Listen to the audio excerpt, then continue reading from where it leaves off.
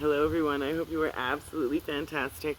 Hello, and welcome to reading through my most recent book with Rosie, my emotional support dragon. Uh, yes, we're going to get right to it. This section is on self-awareness. We just recently, in the previous section, we discussed how to break through a panic attack. So if you, in real time, but also just learning some skills on how to get that a little bit further. So please go check that out if you are having are in crisis or in need and are dealing with significant panic and fear. Please go check out the previous section. With this section is regarding self-awareness. So essentially, becoming more physically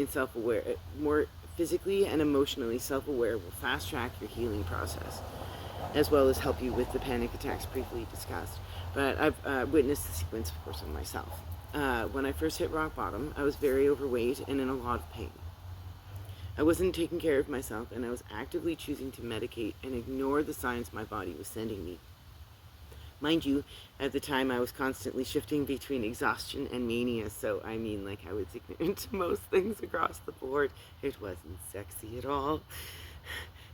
Once I fully and completely hit my brick wall, I was forced to recognize all the shit I'd done to myself.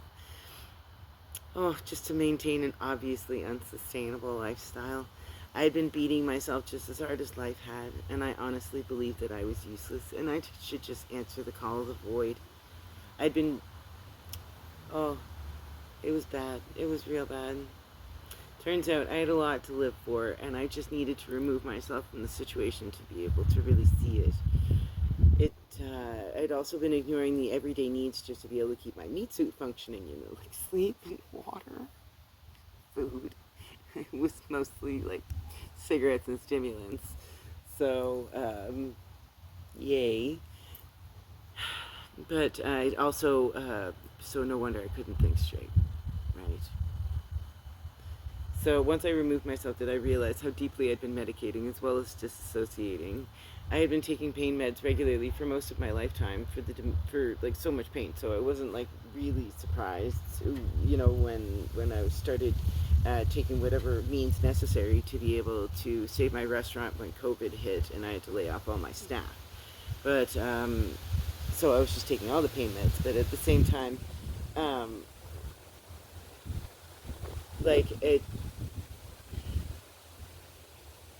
I had been struggling for a very long time. I was having a lot of panic attacks, and I was taking a lot of different medications, and just to be able to keep functioning and move ahead. So, acknowledging and recognizing that was one hell of a trip. I had to probably get ahead of my pain without opiates. I had to learn how to read the signs my body had been sending. After 5 years of vigilance, I can now, I've always had a pain disorder. That's just how it goes. But especially during COVID, it just, just to push, right? Just to be able to keep going and stay open. And so, anyway, it's one of those things where I do I have chronic pain issues. I do not medication issues, but I was always just throwing opiates, being told here we can't figure out what's wrong. We just know that you're in a lot of pain. Take some pills and shut the fuck up, right? So, yeah. But when it comes down to it, it's not okay either. You can't do that for 20 years and expect everything to be okay, right? So, but essentially, when I used to have my before I started taking better care of myself and became more self-aware, my pain days used to last 5, 6, 7 days. It was really bad, and then it would take me several days to be able to recover from those pain days as well. And then there's also right, that you just end up taking insane amounts of medication to be able to just keep up with life, because it doesn't matter if you're in pain or not. COVID still happened. Restaurants still has to open. Business is still needed to be cared for and all of that shit. It was just shut up and take your meds and let's fucking go. So, yay. But at the same time, it was my own restaurant, so it's my own fault. So body fucking da. Right? So, but one of the biggest issues is that the fear of the pain would also make the actual pain that when it arrived so much worse, right? So things have gotten so much better. Wow, I just really, really, really bitch about healers and healing myself. I'm a healer also, but one of the biggest things that bugged me was like, well, about Mikey, like he didn't really see the signs. He ignored the signs. His wife saw them. She told me she'd been trying to bug him for quite some time to go get help, and he didn't. And then like 2 months after his first kid was born, his heart blew out from a widowmaker heart attack, whereas that could have been prevented by seeing proper healthcare professionals years prior. But I also recognize that healthcare professionals are not not gods, or at all. They're human just as and fallible just as much as we are. But at the same time, they are underpaid, overworked, and expected to instinctively diagnose us and have this pill to instantly cure us too, right? Like it's just physically impossible for one person to be able to be so stretched thin and to care for so many people, right? We do need to start spending a little bit more time and caring for ourselves. So, but essentially, you just need to spend as much. You need to pay attention to your own meat suit. You need to take care of your own meat suit, and you also need to just become more self-aware. We talk about the interoception, the proprioception, and the kinesthetics.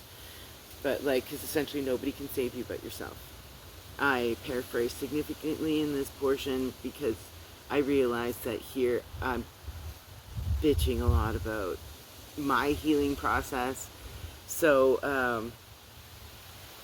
it's now, essentially a lot of it, like I did go through some issues with healers when it came to my physical health, as well as my mental health. But I know there's quite a few people out there who went through some serious shit when it came to especially their mental and their physical health.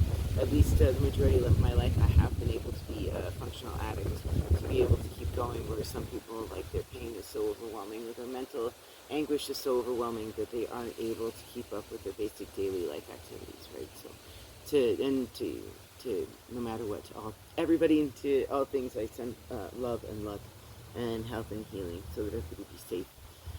So, essentially,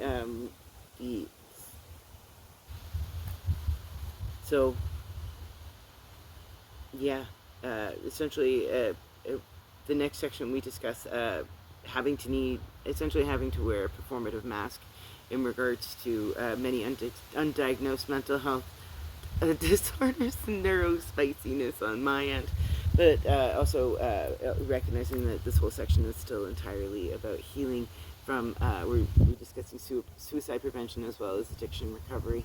So the